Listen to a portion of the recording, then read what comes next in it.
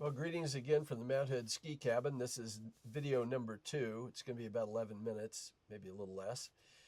And I want to tell you how to reboot your nasal cycle. In the last video, we learned why it works, why the theory works, but now we're going to talk about how to do it. So what our challenge is to cause one side to be very congested and the other side to be very non-congested, and then swap back and forth about 10 times a day and switch roles between repair and breathing. Now, to do this, you need a keyboard and a mouse. Essentially, that's your nose is the keyboard and a mouse. And by sending the right signal to your nose hardware keyboard, that's what will cause this to happen.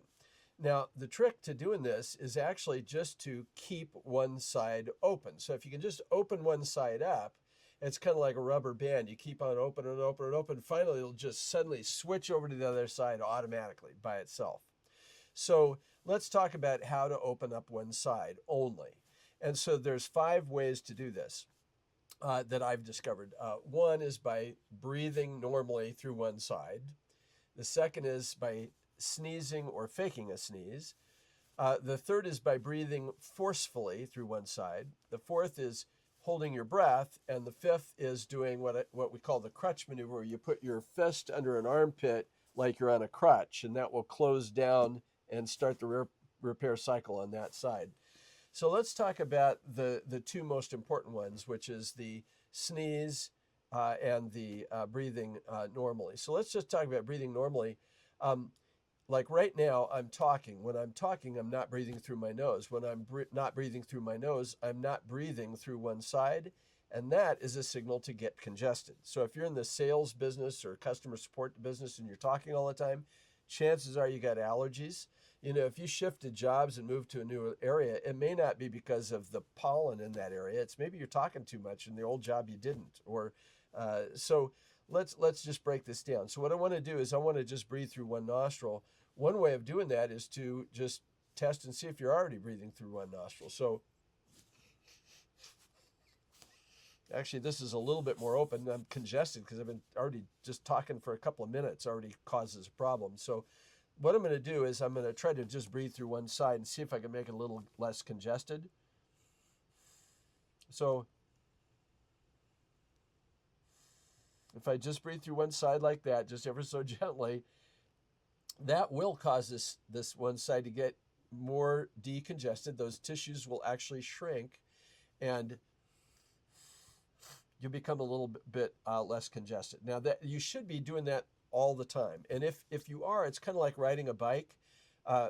It's easier to keep going once you're actually going. But typically, like for me, I couldn't breathe through either side. It was just impossible. So we'll talk about a more powerful signal that does the same thing. Now, once again, what we're trying to do is we're trying to get one side to be totally decongested and the other side being congested. So the tissue between your nose and your bones and sinew, there's actually tissue in between there that's vascular tissue. It's got a lot of blood vessels in it, and it's actually similar to sexual tissue in that it can expand and contract quite dramatically in really a very short period of time. As a matter of fact, there is a sexual dysfunction called Honeymoon Nose, where if you think about sex, you sneeze uncontrollably. So there is a similarity between the two. I'm not making this up. Go look it up yourself. So anyway, what our challenge is to figure out how to send a signal that causes one side to be congested, with that nostril shut down, the other side to be decongested. So the best way to do this is by sneezing, but just through one side. In 2015, University of Pittsburgh discovered that they resected human tissue, looked at it in a microscope, electron microscope, to see what would happen if they subjected it to the pressure puff of a sneeze. And they found out that the cilial action, the hairs, microscopic hairs on the lining of your nostrils, will increase its speed, and the reservoirs of chemicals you need get recharged during that period of time. So what we're going to do is we're going to essentially fake a sneeze. Your body doesn't know the difference between a real sneeze and a fake sneeze. Your nasal software doesn't. So we're just going to fake a sneeze. But here's the trick. We only fake it through one side, the more open side. Now, you could fake a sneeze if you're a good actor. Just go, try to do it as much as a real sneeze because that should work. But I've found out that something I call the sniff, sniff, sniff, snort, like the 3 sniffs and a snort reboot, will do effectively the same thing. It's a little easier to learn. So let's just do it right now. So what I'm going to do, yeah, this side's a little bit more open. I've been talking too much. So I'm going to do the sniff, sniff, snort only through this side. So I put a little pressure here and I go, and now I'm going to wait for a minute, clear out this open side, and test to see if I got this side to shut down tightly.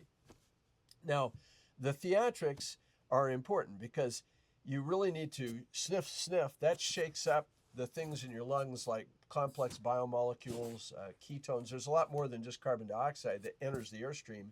And then you spray that chemical mixture hard just onto one side of your nose. And that pressure puff, and it needs to be laminar, which is like, rather than, it needs to be laminar versus turbulent, right?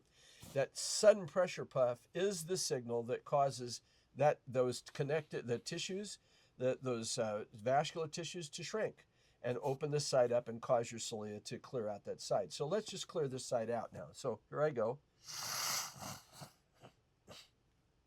Oh boy, see, that was quite effective. In other words, that was an efficient, I cleared a lot of stuff out.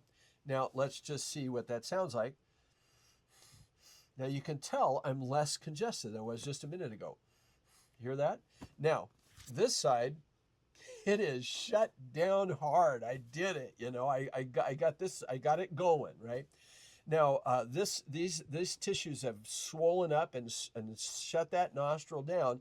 I like to say this is shut down like the valves of a frightened mollusk. It is just closed. And so I can get out my FLIR camera here. I'll do this and show you that, like when it's really cold, all of the breathing is through one side. The other side's just shut down, just totally tight. Now, if you did that, it's very possible that you have reset your nasal software for life.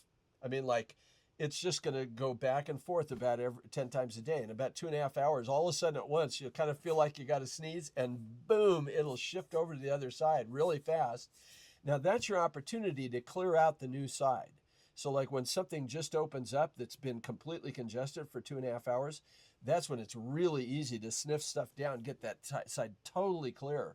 And that's how you clear out sinus infections. It's a technique for doing that.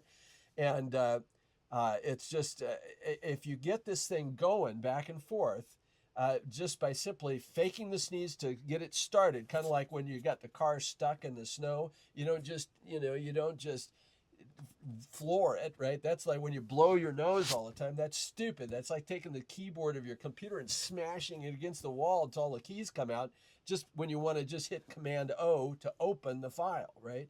So do not blow your nose, for goodness sakes. The right way to clear a nostril is to breathe through it with laminar flow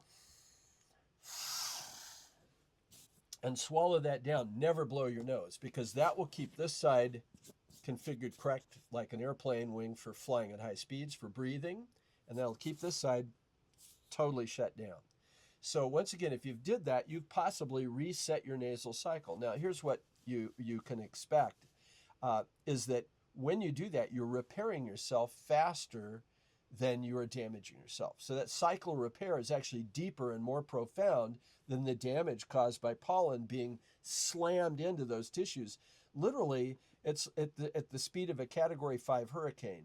I've done the calculations. It's like being hit in the chest, your bare chest, with a paintball. It's that damaging. And so no wonder you're inflamed. No wonder you're feeling terrible. Now, that happens even worse when you breathe through one nostril, but that gets completely and totally repaired and reborn about 10 times a day. So now here's an interesting thing. Just while I've been doing this, I'm actually going through the switch. Now this is unrehearsed. This is just, I can feel that this side is I'm starting to switch just automatically. That's what'll happen. You'll just suddenly feel like, a little bit of a tingle, and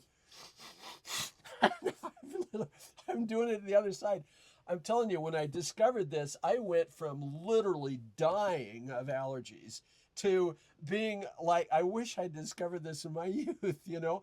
And so let me tell you what's going to happen next. In the next video, I'm going to tell you how you can get involved being part of what I call the Nosinator Army. If we can get people doing this, I think it's going to have a profound effect on the health of people, truly profound. I think it's one of the most important things you can do. Like, if you're not eating right, yeah, you know, you can probably put up with that. You know, if you're not drinking correctly, you're getting hydration, you'd be okay for a couple of days. But if you don't breathe correctly, I mean, if you stop breathing, you're dead in 7 minutes, right? So this is the gateway to good health right here. Single nostril breathing is the way to do it. And now you know 2 tricks of how to get your nasal software started. Now, the book is going to be about a lot more in depth. You know, now you know the concept, you know how to do it, right? But there's a lot of things that go wrong. Like, how did I crash my nasal cycle in the first place? And the reality is, occasionally it does crash, and I'm able to quickly get it back going again. And so, yeah, you can accidentally crash your nasal software by doing something stupid. So anyway, in the next video, we'll talk about just some things we can do to work together. I'm totally new to social media and all this stuff, probably doing everything wrong, but I want to talk with the people in the ENT community. Part of the reason I got involved with this is back in 1980, I was the youngest stockbroker in Portland, Oregon, and one of my very good people that I got to know was Dr. John Epley. And we talked all the time. John was as you know, was the founder of the inventor of the Epley Maneuver, which cures chronic dizziness and vertigo. It's known by every chiropractor in the world. Well, I got to know John very, very well. And it was literally the epiphany of maybe there could be a Epley Maneuver for the nose. You know, now it's completely different, but the kind of things that, just the way of thinking that man had is really what led me through the path of discovery here. So I'm hoping that we can you know, get something started, really help a lot of people. So thank you so much for tuning in, and I hope you look at the next video and figure out how we can work together. Thanks.